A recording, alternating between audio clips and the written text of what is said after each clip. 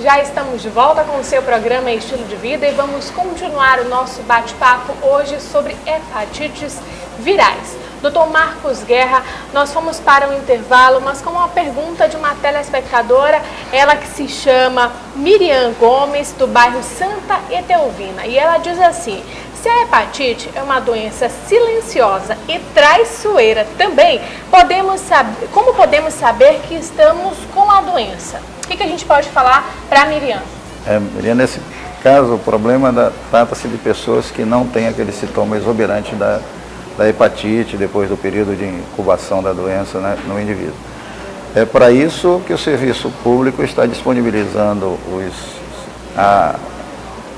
os exames para que as pessoas espontaneamente procurem esses locais e possam fazer os seus testes e saber qual é a sua condição do ponto de vista sorológico. Então, haverá, portanto, um aumento do número de casos, mas não porque não existia a doença, porque não havia disponibilizado um meio diagnóstico laboratorial que confirmasse a situação do indivíduo. Miriam, eu acrescentei a palavra traiçoeira porque a gente estava conversando aqui na hora do intervalo, realmente, eu e o Dr. Marcos, e nós estávamos falando, inclusive, doutor, que a pessoa que tem hepatite, depois de algum tempo, depois de alguns anos, pode ser acometido por um câncer e também pela cirrose, né? Isso.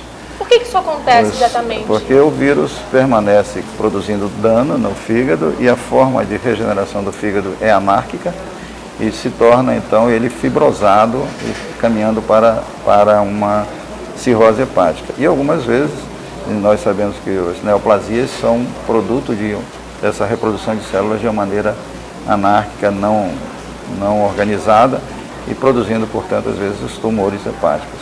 E se o vírus permanece, a pessoa não se trata, não é tratada, ele pode incorrer nesse dano. Doutor, e a Miriam também faz uma outra pergunta: quais são os melhores tratamentos para a doença?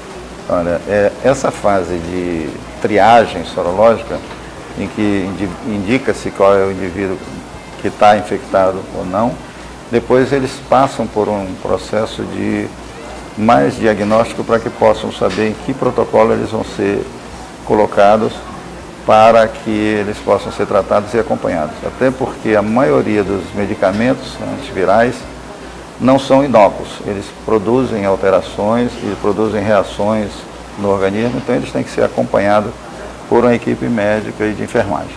E como é que deve ser a dieta para o paciente com hepatite? Ele tem algum tipo de restrição, algum alimento, bebida, substância, realmente, já que falamos que a hepatite ataca diretamente o fígado, a parte do funcionamento do intestino também? Porque o fígado é que metaboliza todas as drogas, então qualquer medicamento e o álcool devem ser evitados pelas pessoas. Mas geralmente essa questão da dieta, em que as pessoas costumavam dizer tem que comer muito doce, evitar gorduras e tal, na verdade são porque as pessoas têm dificuldade, uma delas, da digestão. Então, as próprias pessoas selecionam a alimentação que eles não estão conseguindo digerir, porque existe uma dificuldade de passagem da bile para o intestino para fazer a digestão dos alimentos. A outra questão é que evitar a ingestão de álcool, inclusive de xarope, porque ele é veiculado em álcool, né? Então não deve ser, o indivíduo deve evitar isso durante o período da fase aguda das hepatites. Doutor, antes de encerrar nossa entrevista, eu gostaria de destacar as enchentes que foram recorde aqui no estado do Amazonas, 2009, 2012. Nós tivemos realmente um aumento expressivo das hepatites virais aqui no estado do Amazonas, devido realmente à poluição dos rios, à contaminação da água também. Tudo isso influencia diretamente, né? Principalmente com as crianças que acabam sendo as principais vítimas por brincarem próximos a esses tipos de locais, né? Porque aí torna mais íntimo o contato, mas a maior probabilidade de contaminar-se com a água, né? Ou com algum alimento, ou até às vezes com as pessoas tomando banho nas águas que estão contaminadas, certo? Ao transbordamento das fossas, das cacimbas, tudo isso facilita então com uma infecção pelo vírus A. Então é importante ter cuidado com a água, com os alimentos, também a higiene dos alimentos, onde as crianças estão brincando. Com a água que você vai utilizar, inclusive, para escovar os dentes. Deve ser observada também de onde está vindo. Exatamente. Então, doutor, muito obrigada pela sua presença.